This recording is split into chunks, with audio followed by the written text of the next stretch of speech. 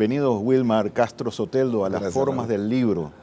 Gracias, Este es un especial por febrero, por eso te tenemos aquí para hablar no solamente de la realidad, las lecturas que tenemos sobre la realidad, sino las lecturas en los libros, esa confluencia que hay entre el pensamiento y la práctica. Wilmar, bienvenido. Gracias, Raúl, por esta bella oportunidad. Y bueno, primero señalarte que febrero comenzó para nosotros el 27 y 28 de febrero. Casualmente, en esa oportunidad éramos Hugo Chávez y yo vecinos en la urbanización San Bernardo, allá en San Joaquín, Estado Carabobo, y ya veníamos trabajando en la organización del movimiento bastante acelerado desde el año 83, natalicio del Libertador. Y cuando sale nuestro pueblo a reclamar sobre la presencia del neoliberalismo en nuestro país, yo voy a mi casa en horas de la noche a ver cómo estaba la casa, pues, y cómo estaba la esposa de Hugo, Nancy, en ese entonces que éramos vecinos allí, porque Hugo estaba haciendo curso de Estado Mayor ahí en la Escuela Superior del Ejército. Y en ese momento estábamos nosotros tratando de convencer a algunos compañeros de la Fuerza Aérea para que nos acompañasen en aquella aventura del 4 de febrero, que luego se dio el 4 de febrero y el 27 de noviembre del año 92. Y cuando toco la puerta de Nancy para ver cómo estaba, porque nos habían dicho que venía un poblado a tomar las casas y tal, quien abrió la puerta fue Hugo Chávez. Yo me quedé sorprendido cuando lo vi allí. Y lo primero que le dije fue, bueno, pelamos este boche, le dije. Y la respuesta de él fue, mataron al Catiri Acosta. ¿Cómo va a ser posible? Mataron al Catiri Acosta Carles. Y, oye, ¿cómo fue eso, Hugo? Que no? Sí, en el valle, tal, y lo otro. Bueno, ahí nos pusimos los dos a llorar literalmente la muerte de aquel hermano. Y, bueno, lo único que me decía es, mira, Wilmer, no vayan a atacar al pueblo, porque sé que ordenaron ir a apaciguar al pueblo, ir a masacrar al pueblo, no vayan ustedes a masacrar al pueblo. Pero y con esa orden nos fuimos, pues, nos fuimos y literalmente así pasó. A mí me dieron la orden de venir a bombardear en esa oportunidad a Miraflores y yo me negué, pues. Y quien me dio la orden, después que de mi negación, me agarró y me abrazó también, era un coronel Francisco Visconti, y me dijo, esa era la respuesta que yo quería. Estábamos nosotros tratando de convencer a Visconti en esa época para que nos acompañara, y bueno, efectivamente al final nos acompañó el 27 de noviembre, no salimos a masacrar al pueblo, como en efecto así pasó, y nos quedamos allí prácticamente congelados, con una deuda moral muy grande que luego que se retoma la calma aparente en el país, se expresó el 4 de febrero, que yo diría fue como una deuda, que pudo haber sido también el 10 de diciembre del año 91. ¿Por qué el 10 de diciembre? El 10 de diciembre, que ya estábamos el comandante Reyes y yo fuera del país, el 10 de diciembre era el día en que la Fuerza Aérea había decidido que sí iba a participar, No todos los compañeros que habíamos contactado, sino un grupo importante de ellos, sobre todo los capitanes, tenientes, que habían sido nuestros alumnos en las escuelas. Y ese 10 de diciembre, para esa fecha, yo estaba de comisión en Naciones Unidas y me regreso para estar presente en ese día. Y finalmente, pues, no logramos contactarnos allí, el compañero Arias Cárdenas, Hugo Chávez y yo. Y bueno, no había todavía una direccionalidad de lo que iba a pasar. Yo me tuve que regresar a Centroamérica y bueno, finalmente ya la presión del pueblo era demasiado grande y los compañeros insurgieron ese 4 de febrero y a las 3 de la mañana, 4 de la mañana, allá en San Salvador, que estábamos nosotros, y cuando digo nosotros, digo mi persona y un grupo de oficiales del ejército que también estaban comprometidos en esta insurrección popular. Y y estábamos a la espera de instrucciones para venirnos desde allá, no sabíamos cómo, pero estábamos a la espera y nos enteramos que ya no había chance, pues ya todo había pasado. Ya se había dado la sonada, nos enteramos por Radio Rumbo, me acuerdo, Radio Rumbo, Radio Nacional, teníamos un radiecito de esos militares ahí en frecuencia, buscando la frecuencia. Nos fuimos a casa de ese compañero en San Salvador y en la mañana, bueno, a esperar a ver qué pasaba. La rebelión militar del 4 de febrero de 1992 tiene un precedente, el 27 de febrero de 1989. Son emblemáticas las imágenes que capturaron con los lentes de sus cámaras los reporteros gráficos Francisco Solórzano, Frasso y Tom Grillo. El Caracazo, memoria fotográfica del 27F, es el retrato de un pueblo que expresó su descontento contra el neoliberalismo. Chávez prácticamente, literalmente, decía que el 4 de febrero venían del 27 de febrero. Sí, En tu relato lo demuestra, ¿no? Es decir, él lo decía también no solamente del modo de pueblo, de la forma del pueblo, sino también de la parte de la organización en que ustedes estaban incursionando para hacer la historia que generaron en el 4F. Es una insurgencia que tenía desde su inicio la presencia del pueblo como actor protagónico. Dos cosas que siempre debatimos allá y que fue la propuesta que Chávez le trajo al mundo, porque no solo fue a Venezuela, era el tema del poder constituyente. El poder constituyente viene de esos inicios, de las lecturas de Bolívar, que a cada momento hacíamos círculos de discusión. ¿Cuáles eran los libros que más leían? ¿Qué autores eran los que más leían? Mira, básicamente todo aquel que escribía algo sobre Bolívar estaba presente en nuestras manos, pero principalmente sus cartas, sus discursos, los libros de Rodríguez. El discurso de Angostura era una lectura obligatoria y de debate, ¿no? Y yo siempre he dicho que allí está la génesis de este proyecto, ¿no? Las memorias del Che Guevara, que lo leíamos a escondidas en la escuela y lo ocultábamos en las tanquillas de las aguas servidas ahí, envueltas en papel. Leía mucha literatura subversiva, ¿no? Subversiva. Esas lecturas subversivas para esa época, pues, porque estaba prohibido leer algo que tuviera que ver con el socialismo, con el comunismo, ese tipo de cosas. ¿Cómo le llegaban esos libros a ustedes? Clandestino.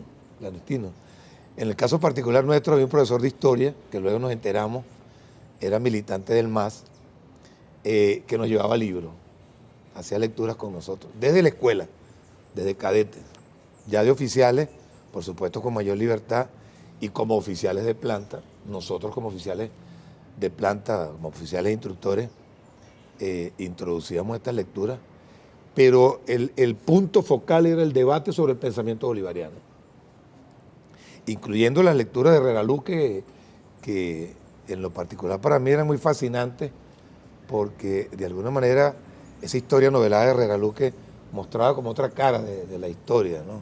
Carne y hueso a Bolívar, ¿no? Es así, ese Bolívar descarnado, como los viajeros de India, que de alguna manera también tenía esa carga antropológica de dónde venimos, como este libro que yo te traía por allí, El laberinto de los tres minotauros, del profesor Briceño Guerrero, ¿no? que en su visión tan extraordinaria de la filosofía y de la historia y del idioma, Briceño Guerrero plantea, ¿no? Ludovico Silva, que ya desde nuestra adolescencia, cuando militábamos en la Juventud Comunista, era una lectura obligatoria, pues, sobre teoría práctica y de la ideología. Es decir, había una multiplicidad de textos vinculados esencialmente al país, a nuestra historia, a la insurgencia. Recuerda que nosotros venimos de esa juventud que vivió el Mayo francés en su paso por la universidad, por el liceo, que vivió la experiencia de la guerra en Vietnam, y del sudeste asiático, que vivió la experiencia del debate que se dio en el mundo sobre la guerra de Corea, sobre el avance del imperialismo y luego ese proceso de descolonización que se dio en África como consecuencia del rol que jugó la Unión Soviética en su momento. Es decir, es una juventud que entra a las academias militares en el paso donde las academias militares homologan con el CNU su carrera como licenciado en educación, en ciencias y artes militares, y eso de alguna manera nos permitió también hacer contacto con compañeros en las universidades. La animosidad de las lecturas de Bolívar, bueno, el traer a Bolívar a nuestra época, cuando Bolívar en su noción antiimperialista de Génesis. Bueno, Bolívar era una estatua en aquella época, ¿no? Y ustedes lo trajeron. Tratamos de aterrizarlo, como decimos los aviadores. Y veíamos como una analogía de los momentos históricos, ¿no? Ese carácter cíclico que muchos autores le dan a la historia. Y bueno, cuando tú lees Angostura es un discurso insurgente, pues. Las cartas de Jamaica es un discurso insurgente, pues. El Congreso Anfictiónico de Panamá ya era un movimiento insurgente contra la doctrina Monroe. Y yo recuerdo mucho que este profesor, que no me viene a la memoria ahorita su nombre, él hacía mucho énfasis en el tema del Congreso Anfictiónico de Panamá, porque nos obligaba a confrontar la doctrina Monroe, la doctrina bolivariana. Entonces, bueno, de allí venían otras lecturas que para nosotros eran bien importantes. Yo te decía de un libro que escribió un abogado francés, Maurice Joly, creo, su nombre, que eran los diálogos imaginarios entre Montesquieu y Maquiavelo, que en la primera oportunidad de su lectura yo asumía que era un libro escrito en la época del gobierno de Lucinchi, porque era lo que se estaba viviendo en ese entonces. Luego ya en la cárcel, cuando estábamos allí en los círculos de lectura que seguíamos haciendo en la celda de la dignidad, en las cárceles de la dignidad, lo volví a releer y resulta que ese libro fue escrito durante la Revolución Francesa, pues, donde Maurice Joly, simulando a Maquiavelo, le dice a Montesquieu que le construya una república perfecta y Maquiavelo se la desmorona, se la desmonta desde la óptica del príncipe.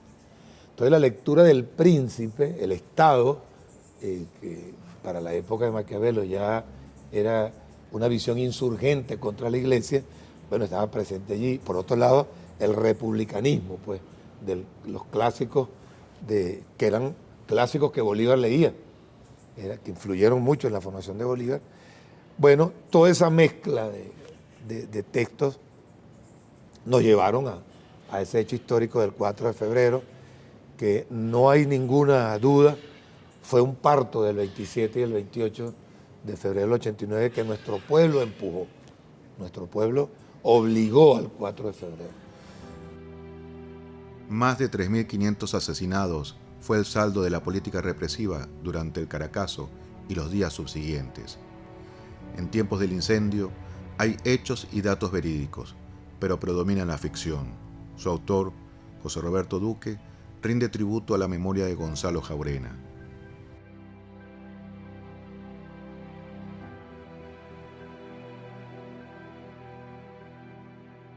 Lo que fue Dictando el Fuego, novela de Juan Antonio González, es el relato vivo de un grupo de muchachas y muchachos que participaron en el movimiento estudiantil en los días en que el pueblo tomó Caracas y el Estado disparó sin miramientos a quienes tenían una visión crítica de la vida y la sociedad. En una oportunidad, ya sucedido el 4 de febrero, recuerdo, estaba Hugo trabajando allá en Miraflores y yo lo fui a buscar para una reunión que teníamos en casa de una amiga, una profesora de sociología, que en su memoria y en honor a su nombre, lo voy a hacer público, la profesora Cicelis Guerra, sociólogo, que fue fundadora del movimiento también, ella como profesora de la Academia Militar.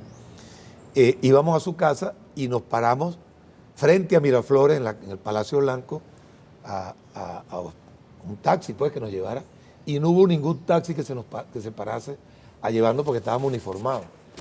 Los militares allí, se generó una brecha de divorcio entre el pueblo y la Fuerza Armada.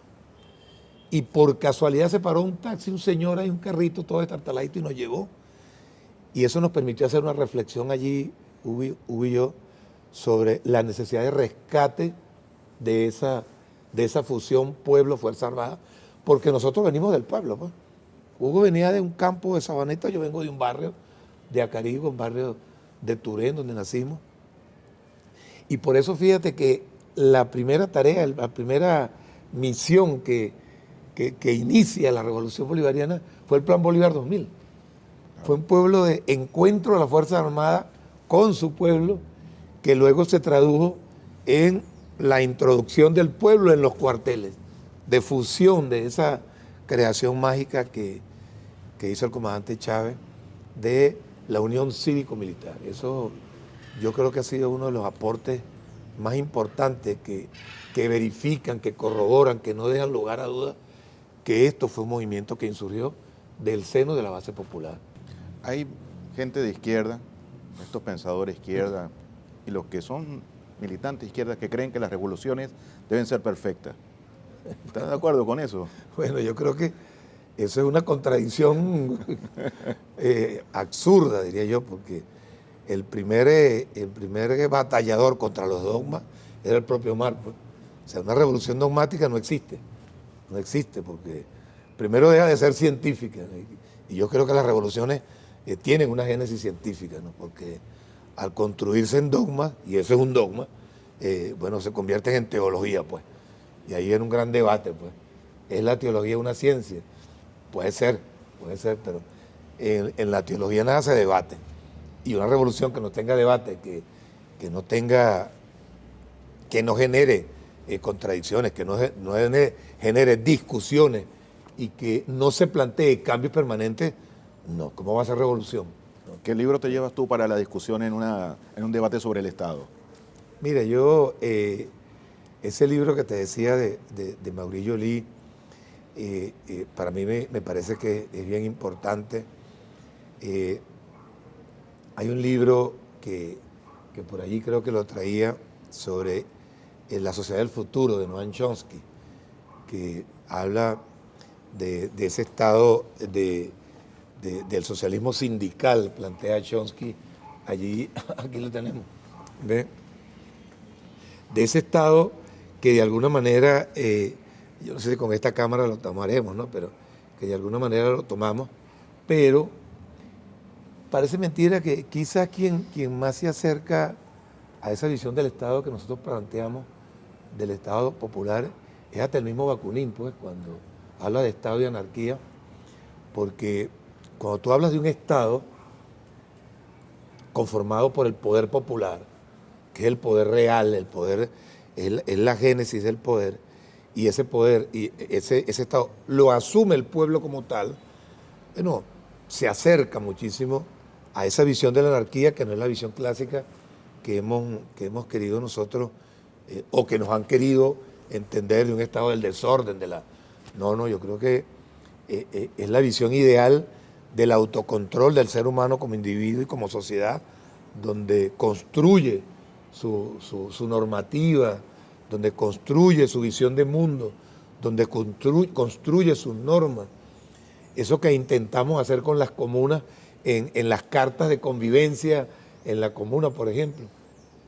Es un estado donde indiscutiblemente el pueblo asume el poder real y el estado comunal, que es la tesis que pudiera acercarse a lo que nosotros hemos planteado como revolución, es un estado en construcción permanente, porque el pueblo es una institución que está en permanente cambio, en permanente transformación, porque día a día se enfrenta a una realidad que es cambiante, que es amenazante, que es dinámica, que es compleja. Chávez introdujo un concepto bien interesante como sujeto histórico, que es el pueblo organizado. No es el campesino, no es la juventud, no es el trabajador, no es el obrero solamente, es el pueblo organizado. Él la retoma esa categoría de pueblo desde su visión geográfica inclusive, desde su visión antropológica inclusive y desde su visión política inclusive. En esas tres visiones de pueblo, el pueblo geográfico de la orilla, que no es ciudad, era el pueblo que viene de las raíces más humildes como grupo humano, y el pueblo como fuerza política, pues como colectivo, que de alguna manera es esa visión que nosotros le damos. Yo creo que eso se acerca a lo que pudiera decir Chomsky en ese manualito tan sencillo, sin entrar en esas densidades de la institucionalidad del Estado como un Estado clásico, pues, con sus poderes que insurgirán sobre la base de lo que el pueblo decida. Y por eso Chávez se trae ese Estado que plantea Bolívar en Angostura, pues, y crea el poder moral, crea el poder electoral, crea 5 instituciones más allá de las 3 instituciones clásicas que conocíamos. Eso es un aporte que se aproxima. Pues. ¿Todo eso ustedes lo discutieron? ¿Era parte de su...? Eso eran parte de los debates. Te decía que el tema del poder constituyente fue un debate permanente que se daba en los círculos de estudio y luego en la cárcel, por supuesto. Ha sido la propuesta y sigue siendo la propuesta. Sigue siendo la propuesta. La lectura que tenemos del 4 de febrero, 30 años después, ¿qué lectura ves de aquel momento? Bueno, yo creo que el primer aporte y el primer logro, digo yo, fue esa fusión, ese matrimonio que el 4 de febrero insurgió divorciado, un matrimonio divorciado con 2 actores, Pueblo y Fuerzas Armadas, que es ahora una realidad. Es ahora una realidad. Yo creo que esa es la primera gran lección, la primera gran lectura, el primer gran aporte a la política universal. Una segunda lectura que yo tomo es que esa utopía, que para nosotros era una utopía del poder constituyente, como una forma de gestión del poder, porque ni el 4 de febrero ni el 27 de noviembre tuvieron un plan B. Ahí no había plan B, era el plan A. O era o no era. Y el tema del poder constituyente, que en ese entonces era una utopía, ahora se acerca más a lo concreto. Porque además es un proyecto inacabado, es una propuesta inacabada. Pero ahora tiene forma, ahora tiene ya casi que una institucionalidad que debe estar y ha de estar en permanente construcción. Y hoy lo vemos, pues. Hoy lo vemos, sobre todo en una coyuntura, yo diría que súper extraordinaria, que le toca vivir al compañero Nicolás Maduro, porque le toca prácticamente en un momento de quiebre histórico de la humanidad. Un quiebre histórico que tiene 2 componentes fundamentales, en donde el imperialismo pretende avanzar en su forma de lucha con las tecnologías de información, pero que ahora se le añade un componente adicional, que es el tema de la pandemia. La pandemia, que pudiéramos verlo de distintas formas, fue un elemento de encierro, de control, de dominación de la humanidad, y sobre todo en el momento en que esa humanidad estaba insurgiendo contra propuestas que el imperialismo neoliberal ahora quiere imponer a nivel planetario. Algo parecido a lo que sucedió en los años 60, en el 68, cuando la sociedad insurgía contra la guerra, insurgía por la procura de los derechos civiles en los Estados Unidos, y bueno, insurgen los estudiantes en el Mayo francés. Vino esa revolución, que todavía está en debate si fue revolución o no, de los jóvenes, y empezó el imperialismo a desdibujar el rol de la juventud con los movimientos de música, de rock, de gusto, bueno, que fue quizás la rueda de negocio más grande de la droga a nivel mundial que se conozca, y bueno, esos movimientos se desdibujaron de alguna manera u otra. Yo creo que ahora está pasando lo mismo, pero con las tecnologías de información, con el TikTok, con el Facebook, con el Instagram, etcétera, etcétera. Y le toca al compañero Nicolás y a la revolución bolivariana enfrentar con esas raíces que traemos antiimperialistas de Bolívar, con esa visión tan estratégica, tan gigante de Simón Rodríguez, de ver al mundo de una realidad distinta. Nos toca enfrentar esa guerra silente En estos 30 años que insurge el febrero revolucionario de nuestra historia, enfrentarla con otras formas de lucha y con otras herramientas. Con esa herramienta también tenemos aquí un libro que has utilizado, Ludovico Silva, Así es. Teoría y Práctica de la Ideología. Así es. Este tema de la ideología es lo que tú estás conversando justamente, se transforma, va bajo estas nuevas superestructuras, las tecnologías van influyendo, son las nuevas guerras que tenemos. Así es. ¿Qué te influyó, cómo te influyó Ludovico Silva?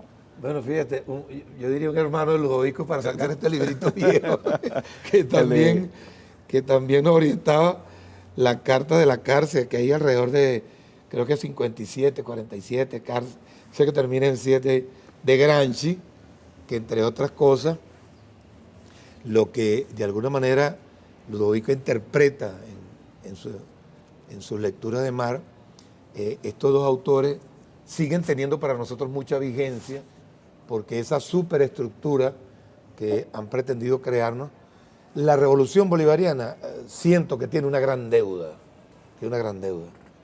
que tiene la necesidad de construir su historia, construir su cosmovisión desde estas raíces que vienen desde nuestros ancestros, como lo señalaba yo en una oportunidad, y en una realidad que está aquí latente, que tiene una épica, tiene una historia, tiene una narrativa, tiene una interpretación de esa realidad, tiene esto que todavía pervive en nosotros y nos alimenta con toda lo que por estos pasillos Bolívar de niño quizás nos quería insinuar o que mi nieta ahora está viviendo también y que se imaginará a ese Bolívar que ella también conoció como una estatua de bronce, pero ahora un poco más vivo. Yo creo que es momento de que nosotros construyamos nuestra teoría, por lo menos, nuestra teoría que la existe, que la hay, está allí presente, está en proceso permanente, y de alguna manera generar, partiendo de Ludovico también, nuestra contracultura. Es decir, todavía hay muchas cosas por hacer. Muchas. Tenemos que construir los cimientos de nuestra superestructura, diría yo. Yo creo que se han hecho algunos pilotes, yo creo que ya se echó la los aceros, como que dicen, se han levantado algunas columnas, no queremos ponerle techo, porque esta estructura no debe tener techo, debe estar ad infinitum marchando. Tenemos creo que ser un poco más abiertos en el debate, más allá de la vigencia de estos textos. Esos textos para nosotros tienen que ser punto de impulso, apalancamiento, para saltar mucho más allá de las circunstancias actuales. Bueno, hay elementos de la historia, de la antropología, de la actualidad. El mismo 27, 28 de febrero, el pueblo nos dijo cómo luchar. El abril insurgente del 2002 nos dijo cómo luchar. Entonces, ahí tenemos todo una semilla, un sustrato, que como diríamos desde la agricultura, que nos alimenta para que alguien, que bueno, no seremos nosotros, pero esos muchachos, esos niños que ahora viven la revolución bolivariana, vean una revolución hermosa, bonita, amable, bondadosa, abierta, sin dogma, pues, sin dogma. Que el dogma sea que no existe dogma, pues, como dijera Chulhan en una de sus obras, no cosas, pues. Que las cosas sean esas no cosas y que esa no cosa sea esa realidad que está allí en la forma como tú la interpretas y la construyes. Muchas gracias, Wilmar, Gracias por a ti. contribuir a las formas del libro. Será hasta la próxima. Dios quiera que así sea. La agenda de discusión política de 1989, después de la rebelión popular, la marcaron Rafael Caldera con su discurso de la vitrina rota de la democracia y Gonzalo Barrios con Venezuela sintió el beso mortal del FMI. Así reflexionó Eyal Herrera, a quien siempre lo recordaremos cuando lo entrevistamos por su libro Ficción y Realidad del Caracazo hace una década atrás. El Caracazo sorprendió a grupos políticos tanto de izquierda como de derecha en 1989. También la rebelión militar del 4 de febrero de 1992. Tiempos que dieron lecciones y que a final de siglo sus protagonistas se conjugaron para refundar la patria. Febrero son páginas de historia. Hasta la próxima.